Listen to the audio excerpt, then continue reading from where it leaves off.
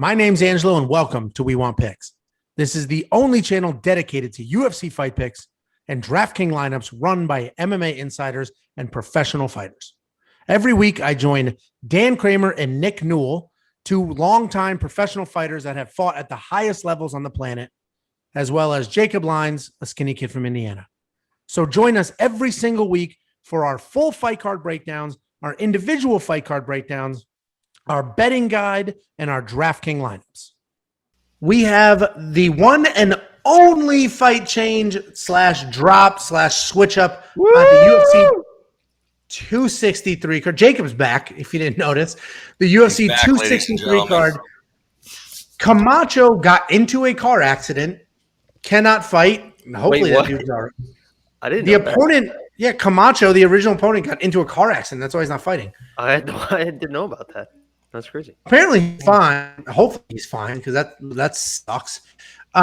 Anyway, so we have last minute replacement Terrance Mckinney. So we have Matt Frevola, who's 8-2, versus Terrance Mckinney, who's 10-3.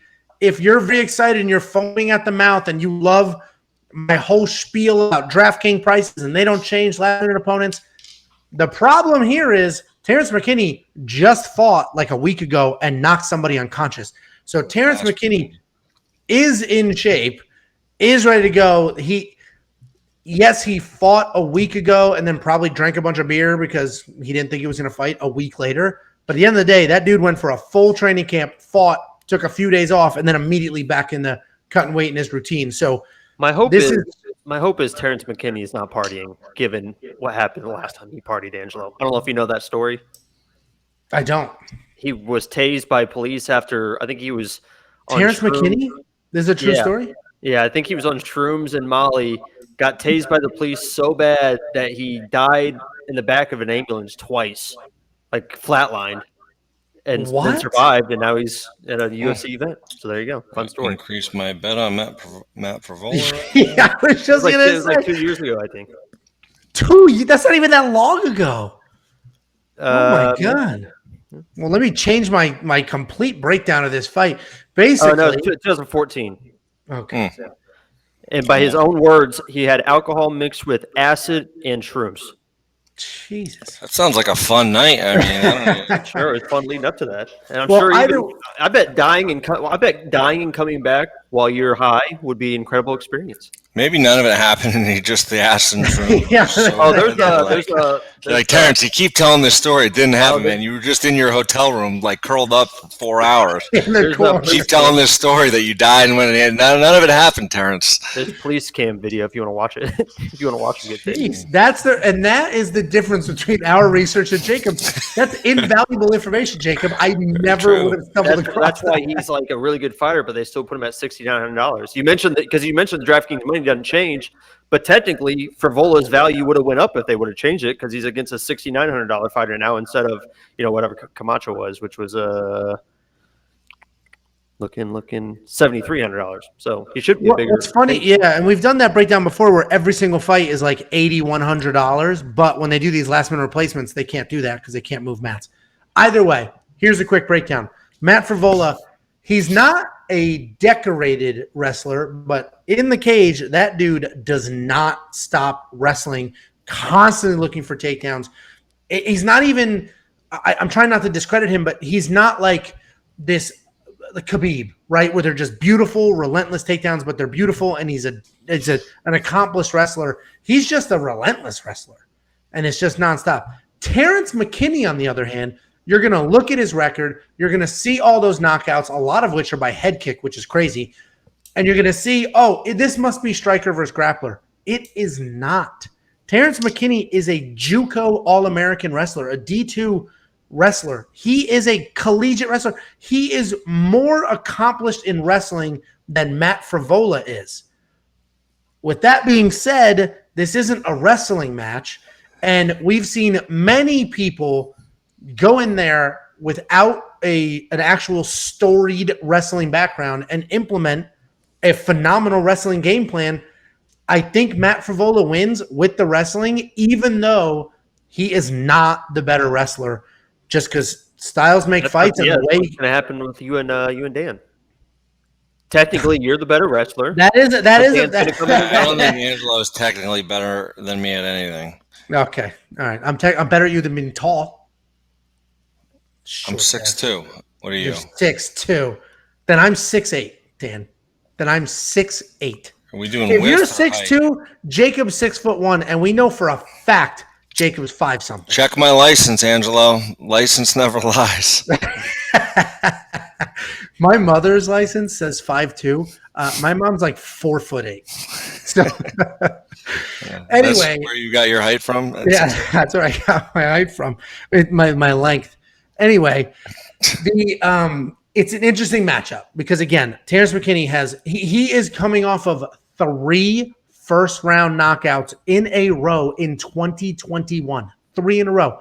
You're going to look up his Contender Series fight. He dominated the first round, was winning the second round, then got caught and knocked out by a knee. I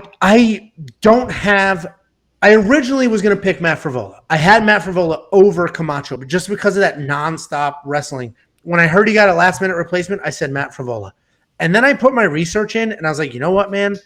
With Terrance McKinney's college wrestling background and the knockout power, I think Matt Frevola has to fight a perfect fight to not lose. So I'm going with the big underdog here. Terrance McKinney is my pick. I didn't place a bet yet, but I will. Daniel, what are your thoughts? I hear what you're saying. McKinney is definitely a different matchup than Frevola had originally, wrestling-wise, right? He's more credentialed, all that good stuff. He just fought last weekend, so he's not like he's out of shape. But I think Frevola is, like you said, forget the credentials. He's a good wrestler, and he's got a crazy pace, good conditioning, solid striking, and really, for me, the X factor is the dude is just a gamer. Like, he just shows up. He makes fights good, whether or not he's a heavy under. I mean, when he fought Sarukian, he was a 5-1 underdog. He lost the fight. Sarukian is an absolute beast. But Frevola competed tough. The first round, he made it a dog fight. He landed good shots on the feet. He got some takedowns of his own. He won some scrambles. And Sarukian is a high level guy. I think way above Terrance McKinney. So he did that. He did lose the fight. Sarukian started taking over with the wrestling. But I just think Frevola is the gamer, more game fighter of the two. And I also think listen, I watched, it doesn't take long to watch all the tape on McKinney. He won his last 3 in the first round, all of them under 1 minute and 12 seconds. So I don't know if that doesn't tell you much other than he's got power, and some of the guys he was fighting maybe shouldn't have been in there with him. None of them had terrible. One guy was 3-2. So, but go back to 2019, his loss to Derek Minner. He got the takedown. He got triangled pretty easily. I'm sure he's trained and learned a lot since then, but one of the other big factors for me is he trains out of Spokane, Washington, and nothing against Washington, nothing against his camp. It sounds like you have something against Washington. And another thing, he's from Spokane, Washington. No, can I finish what I was going to say here? He's not at a big camp. I don't think. I don't think that there's a huge camp out there, and I think guys that get high-level training partners all the time, they learn a lot more, they absorb a lot more. They're not the big fish in a small pond type thing. And I don't know that that's Terrance McKinney, but I just think Frevola is the gamer. Fish in Spokane, Washington. What's that? There's some big fish in Spokane, Washington. Good fishing up there. Okay. I guarantee if we went fishing with Jacob, he would hand us the line and say, "Can you take this off for me?" I lived on a lake. I fish and cleaned the fish and had fish fries. What are you talking about? I'm more lakey than you. No doubt. Lakey? Yeah. If lakey was the word, you definitely are. Dan, silence your phone and finish your thought. It's not my phone. It's my updates from his insiders. His MMA. He's like Ariel. He's like call it off, Dan McKinney. He's better. Adam Schefter. No, I got Frevola. I got him in my lineup. I think he'll win. I think it will be a tough fight. I think, but I think he's just going to out-wrestle, outpace. And as the fight goes on, the first round I think is going to be a lot of scrambles, a lot of wrestling. But I think as the fight goes on, Frevola is going to take over and just be the more complete fighter. Yeah, and listen, I completely agree with you. I've said we've seen non-credentialed wrestlers beat credentialed wrestlers in the past. The most obvious one is George St. Pierre. That dude didn't wrestle a day in his life until he started doing MMA, and then he out-wrestled everybody. Everybody. Josh Koscheck, everybody. He out-wrestled every single person he ever fought. That's an extreme example. But Matt Frevola, and I've also said this in the past, it is easier to finish a bad takedown than it is to defend a good one. So it's easier for Matt Frevola to just dive in at legs, shooting takedowns, than it is for Terrance to defend every single one of them. So I agree, but with that being said, Matt Frevola, in my opinion, is definitely the threat with the grappling and the wrestling, but that's the only threat he has. Where Terrance can take your head off your body, and if he wants to focus on the wrestling, can wrestle. I just don't know if he will. He's gotten so used to knocking people out cold that may be a problem for him. So we'll see what happens. But Jacoby, welcome back. And what are your thoughts? They call that the Tyrone Woodley syndrome when you just start knocking. Yeah, that's a very good. You're 100% correct. Always. Terrance Mckinney. I'm worried about cardio because I think he's been out of the first round like 2 or 3 times in his whole career. And against Woodson, you mentioned he caught that knee. He was exhausted and just kind of like fell forward to try and take down because he was so tired and just walked straight into a knee. So I think that he can definitely win this fight if he ends it early. But if this gets out of the first round, he's going to struggle and Frevola's going to be all over him. So I stayed away from this in DraftKings. I think there's definitely some good value with Terrance Mckinney if you're trying, especially with like multi-lineup stuff. If you want to try and chase like an early stoppage, that would be a good idea. Maybe like a prop bet early stoppage, but I think that Frevola should win this fight. He's definitely that's the best point I think of this entire clip is how tired he looked after that first round against Woodson. Very, very good. Dude, Frevola will be all over him if he's in that sort of shape. Yeah, and you're right. He did just fight last week, but Dan, what's the first thing you do after a fight? You get a giant meal. Mushrooms, acid. Yeah. And I just, running through people's backyards and see what happens. Right. The first thing you do is get yourself a massive meal and have some drinks. I think his quote on this, let me see if I can find it real quick before the video ends. I think his quote on this was that he was seeing demons and stuff.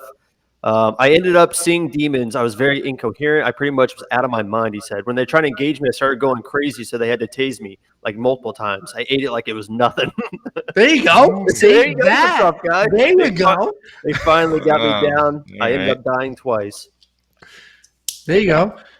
I watched the show Luther. Dude came back from the dead twice. Yeah, what's Frevola got for him? Nothing. Either way, that's our breakdown. Let us know in the comments what you think. I gotta say, I'm usually very high on these last minute replacements in DraftKings. Not as high as Terrance Mckinney.